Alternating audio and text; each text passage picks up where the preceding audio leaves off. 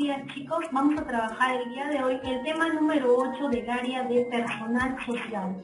El tema a trabajar es Gobierno Revolucionario de las Fuerzas Armadas, GRFA, Gobierno Revolucionario de las Fuerzas Armadas.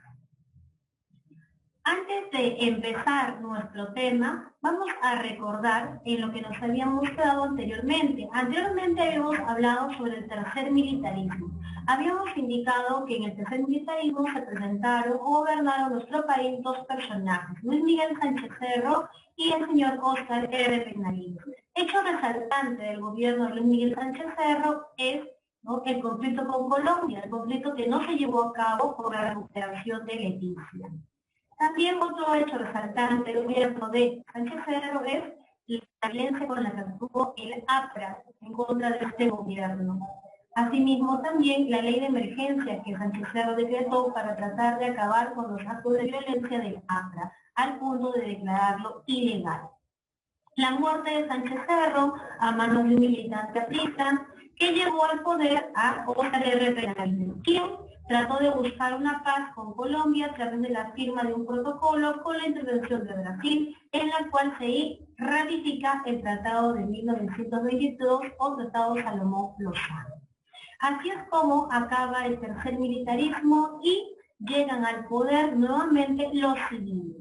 El primer gobierno de Manuel Prado Ugarteche de 1939 a 1945, un civil. Durante el primer gobierno de Prado Ugarteche, en el mundo se vivía la Segunda Guerra Mundial y en el Perú, durante su gobierno, se vivía el conflicto con Ecuador. 1945 a 1948 comienza el gobierno del civil José Luis Bustamante y Rivero. Durante su gobierno se decretó la gratuidad de la enseñanza secundaria. El APRA volvió a hacer de las suyas con actos violentos. Por ello, durante su gobierno se declaró al APRA partido ilegal. Esto le costó salir del poder a Bustamante y Rivero. Manuel Odría, en 1948, le dio golpe de Estado al gobierno de Bustamante y Rivero y se nombró presidente de la Junta Militar de Gobierno. Así es que de 1948 a 1950 gobernó nuestro país como presidente de la Junta Militar de Gobierno. Ya en 1950 se convocan a elecciones, las cuales sale ganador Odría, y ya es presidente constitucional hasta 1956. Durante el gobierno de Manuel Odría, se vivió en el mundo la guerra de Corea, guerra que favoreció económicamente a la exportación de nuestro país.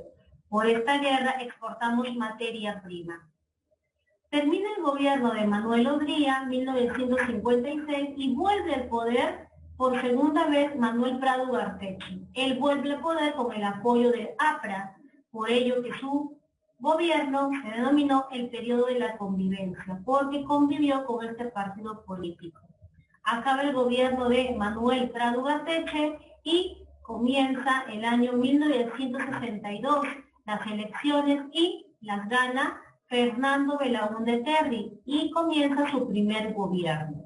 Durante el gobierno de Belaúnde Terry, el primer gobierno, este gobierno terminó en una crisis debido al escándalo de la página 11, un escándalo que hizo que otros militares le den golpe de Estado y así acaba el gobierno de el señor Fernando Belaúnde Terry en el año 1968. Termina el gobierno de Fernando Belaúnde Terry en 1968 y aparecen dos militares bajo la denominación del Gobierno Revolucionario de las Fuerzas Armadas. Este Gobierno Revolucionario de las Fuerzas Armadas inicia su gobierno de 1968 hasta 1980. Este gobierno revolucionario se presenta en dos fases. En la primera fase encontramos a Juan Velasco Alvarado, militar, y en la segunda Francisco Morales Bermúdez. Juan Velasco Alvarado es quien le da golpe de Estado al primer gobierno de Fernando Belaúnde Terry en 1968 y se queda en el poder hasta 1975. A Juan Velasco Alvarado Francisco Morales Bermúdez da golpe de Estado en 1975 y se queda en el poder hasta las elecciones de 1980. Juan Velasco Alvarado. ¿Qué característica u objetivo tienen los gobiernos revolucionarios de las Fuerzas Armadas? El objetivo es que la economía se quede en manos del Estado y que nuestra economía no esté en manos de extranjeros.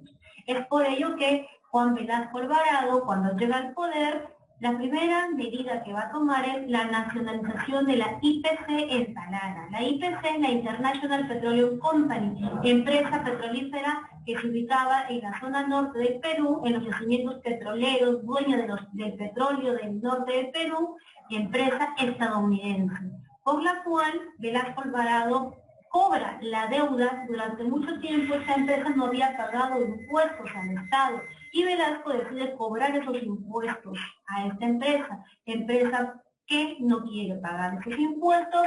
Velasco Alvarado, para tener nuevamente el control de los yacimientos petroleros, decreta la nacionalización de la IPC. Quiere decir la expropiación de los yacimientos petrolíferos de Talara, de la International Petroleum Company. Siguiente medida, aplicó el modelo de industrialización por sustitución de importaciones.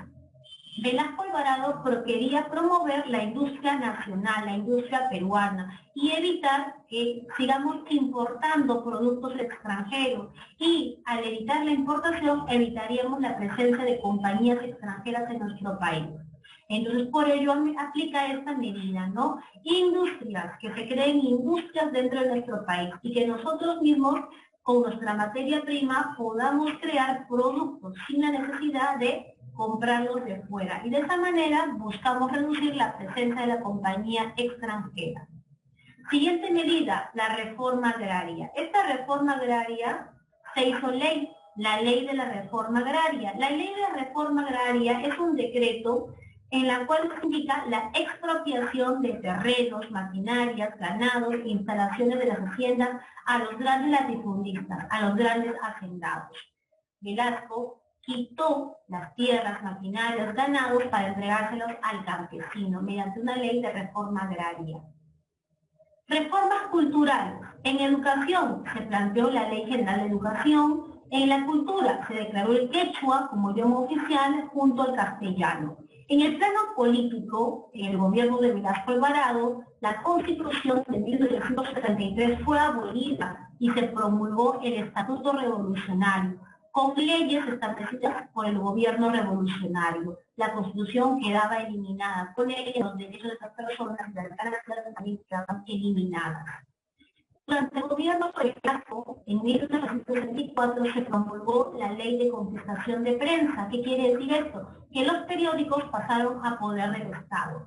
Los otros medios de comunicación fueron censurados y también pasaron a poder del Estado. Durante el gobierno de Velasco Alvarado no hubo libertad de expresión, libertad de prensa. Acaba el gobierno de Velasco Alvarado con un golpe de Estado realizado o liderado por Francisco Morales Bermúdez. Él es comandante general del ejército. En 1975 encabeza o lidera el Tacnazo, un incruento golpe de Estado contra el presidente Juan Velasco Alvarado. ¿Por qué le llaman el Tacnazo o manifiesto de Tacna? Porque desde la ciudad de Tacna le da golpe de Estado al gobierno que se encontraba aún. Morales Bermúdez dejó sin efecto, una vez que asumió el poder, deja sin efecto muchas de las medidas tomadas por su antecesor Velasco Alvarado, como por ejemplo disminuyó los subsidios, promovió la inversión privada, convocó una asamblea constituyente y se anunciaron las próximas elecciones generales de 1980. Es así como termina el gobierno revolucionario de las Fuerzas Armadas. Buenos días, gracias.